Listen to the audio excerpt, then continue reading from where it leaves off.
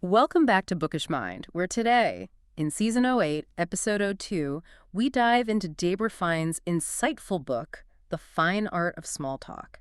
We're going to challenge some of the really ingrained advice from our childhoods, advice that might actually be holding us back from making meaningful connections right now as adults. Yeah, it's fascinating stuff. We'll unpack some common phrases we probably all heard growing up, and see how, okay, maybe they kept us safe or polite as kids. Right, they served a purpose then. But now, they might be actively hindering how we connect, how we network, even how we, thrive in adult social situations. And what's really striking is how deep these messages go. They can influence our behavior, our adult behavior, without us even, noticing it. Hitter scripts. Exactly, heavy scripts that sort of dictate our comfort zones, and often our missed opportunities. This deep dive should help you spot those patterns. Okay. And hopefully arm you with some new, more effective ways to, rewrite your social narrative a bit. So let's unpack this then. The book suggests, and it's quite a thought, that many of us lack real conversation skills. Not because we're inherently awkward, necessarily, but because of these foundational messages we got way back when. What were some of these key bits of advice that might be, subtly sabotaging us now? Okay, so the author really zeroes in on 4 core pieces. Advice that parents often gave, usually with really good intentions, for safety, for manners. Makes sense. What are they? The big ones were, good things come to those who wait. Oh yeah, heard that one. Silence is golden. Classic. Wait to be properly introduced. Right. Politeness 101. And maybe the biggest one of all, don't talk to strangers. Definitely heard that a lot. And while these were essential for maybe a 5-year-old wandering near the street, Sure. if you carry them unchallenged into adulthood, they could become serious liabilities. Okay, so the book argues that these rules served us well then, kept us out of trouble, taught patience, politeness. Absolutely. But as adults, things are different. Our safety isn't usually at stake in the same way at, say, a networking event. Exactly. And our basic manners are hopefully established. So what does this shift mean for us now? Why are these old rules actually, detrimental? It's a huge shift. The book really paints a picture of how sticking to these rules in adult, social, and professional settings is like putting yourself in a social straitjacket. You end up passive, just waiting for opportunities that, frankly, rarely just fall into your lap. Or worse. Or worse, you get completely misinterpreted. People don't know you're shy. They might think you're aloof or uninterested. It really is the difference between being a proactive participant in your own life and just being an observer on the sidelines. That observer versus participant thing is key, isn't it? Let's start with the big one you mentioned, the rule that needs a serious update. Don't talk to strangers. It's so deeply ingrained. It really is, almost primal, like you said. So how does the fine art of small talk push us to rethink that? Well, connecting it to the bigger picture, that advice needs a complete paradigm shift. In safe, appropriate situations, think, professional conferences, networking events, community gatherings, even just your local coffee shop. Okay. You actually must make it a point to engage with strangers. Now, the book isn't saying be reckless. Right, context matter. Exactly. It's about discernment. Huh.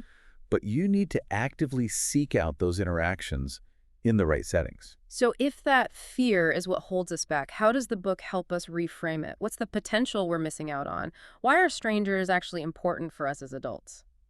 Strangers are basically untapped reservoirs of opportunity. That's the key insight. A stranger isn't just a potential threat. They are potentially your next great friend. Okay.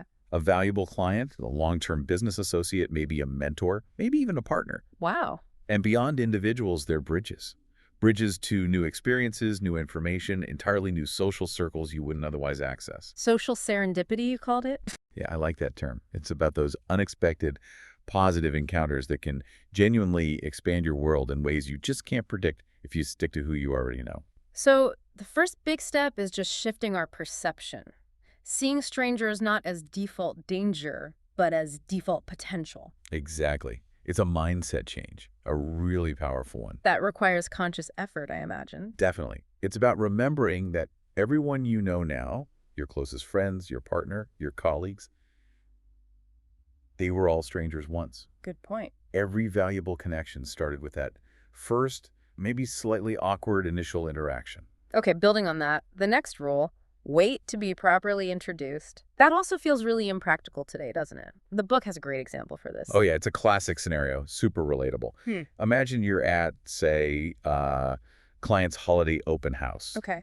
The host greets you at the door, takes your coat, maybe points you towards the drinks or the food, and then poof, they vanish into the crowd. They've got 100 other people to greet, right? Totally. Happens all the time. So now you're left standing there, maybe near the shrimp cocktail like the book says, and you don't know a soul. If you rigidly stick to that rule, wait to be properly introduced, what actually happens? Uh-oh, I can feel the awkwardness just thinking about it. Yeah, my only new friend is likely to be that bowl of shrimp. Precisely. Your big social score for the evening is appetizers. Yeah. The reality is, in most modern social or professional events, people expect you to mingle on your own. They do. Yeah, the expectation is shifted. You're expected to take the initiative, walk up to people, introduce yourself, engage.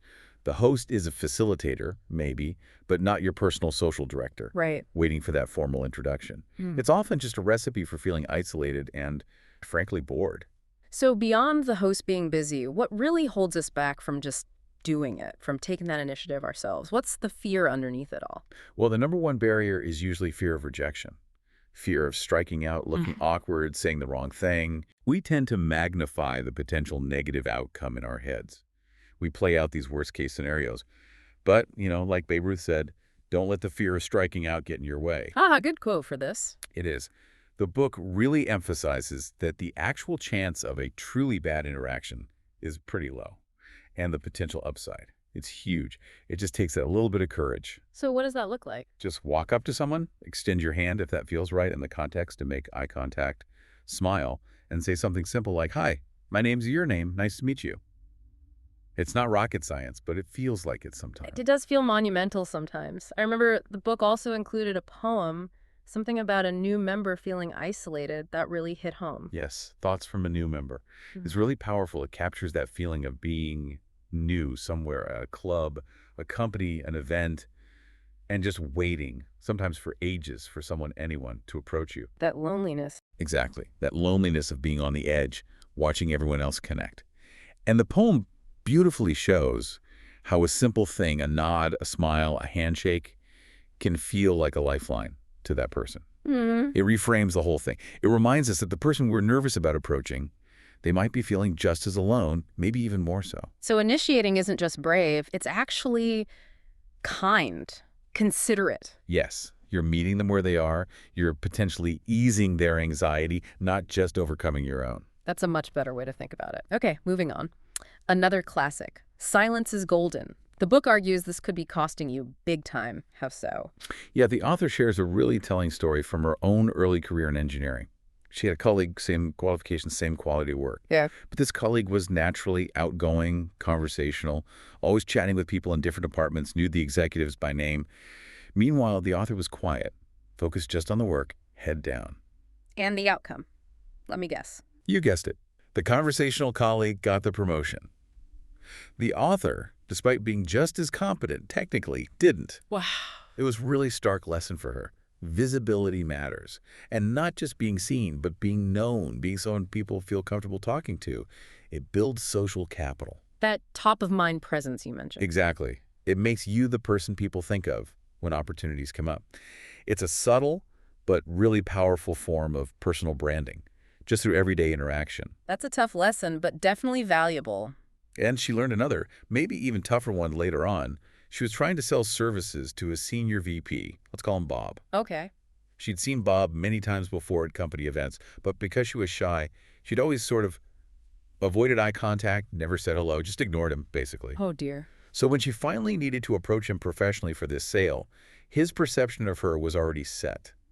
He flat out rejected her pitch. Why? What did he say? He said, and this is pretty blunt, "You're the biggest snob I know. I have no interest in buying anything from you." Ouch. That's brutal. So her shyness got completely misinterpreted as arrogance. Precisely. And that's a key point the book hammers home. Shyness and arrogance are obviously worlds apart internally, Right. but from the outside, to someone observing, they can look identical. Silence, avoiding eye contact, not engaging. It can easily read as aloofness, superiority, disinterest. And people don't usually give you the benefit of the doubt. Generally, no. People make quick judgments based on what they see. So the book urges you. Don't risk being seen as haughty or pretentious just because you're quiet or shy. In many situations, silence is definitely not golden. It can be actively detrimental. That really changes the stakes for staying quiet, doesn't it? Okay, so we've tackled strangers, introductions, silence. What about the last one? Good things come to those who wait. Ah, yes, the mantra of patience. The book basically tears that one down in the context of social connection and opportunity. How so? Waiting. Just passively waiting. It mainly gets you a whole lot of last time. Missed connections, missed opportunities. The book is really clear. Yeah. You have to take the initiative. Interesting people won't just appear. Nope. They're not going to magically materialize beside you and start spilling their life story or offering you your dream job. You have to seek them out.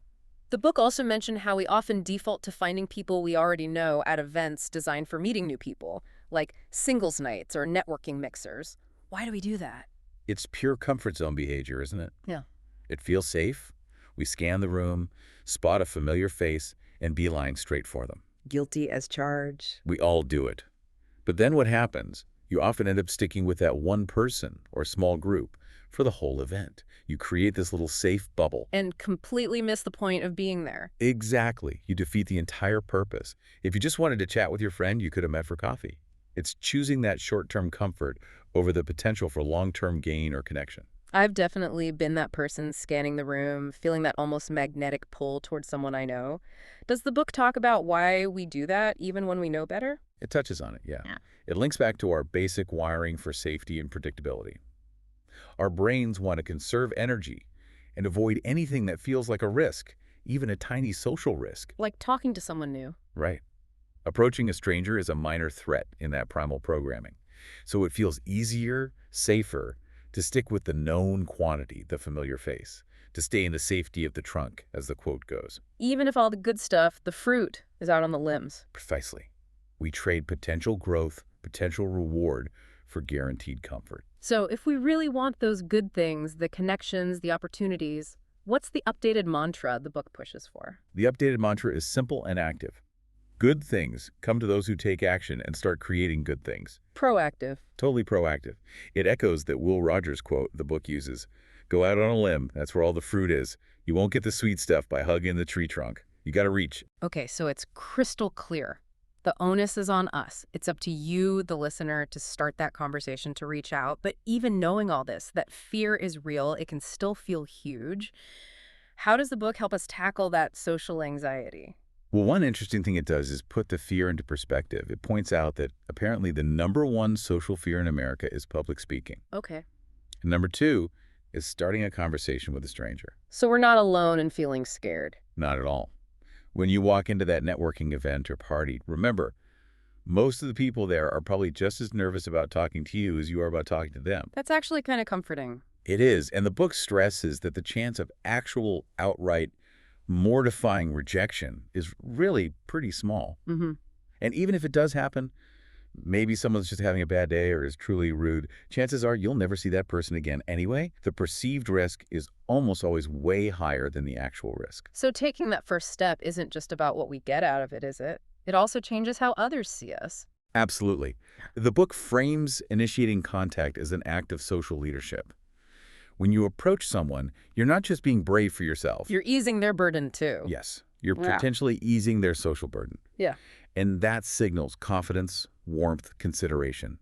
It automatically boosts how people see you, builds rapport almost instantly. Interesting. People nearly always appreciate it when someone else makes the first move. You become a social catalyst, and that generosity, that leadership gets noticed, even if subconsciously. Okay, so we start the conversation, but then there's keeping it going. The book has a pretty direct take on this too, right? Something about being self-centered if you just wait for the other person to carry it. Yeah, it's a bit of a jolt, isn't it? Yeah. And it's meant to be. The argument is, if you habitually let the other person do all the conversational heavy lifting because you're uncomfortable, you're basically prioritizing your own comfort over making the interaction work. You're not pulling your weight. A monologue is a chore. It is. And just giving one-word answers doesn't count as contributing. The book says the first step to being a great conversationalist is actually being invested in the conversation and actively helping the other person feel comfortable and engaged. It's a shared responsibility. Moving beyond just answering to actually contributing to the flow. Exactly.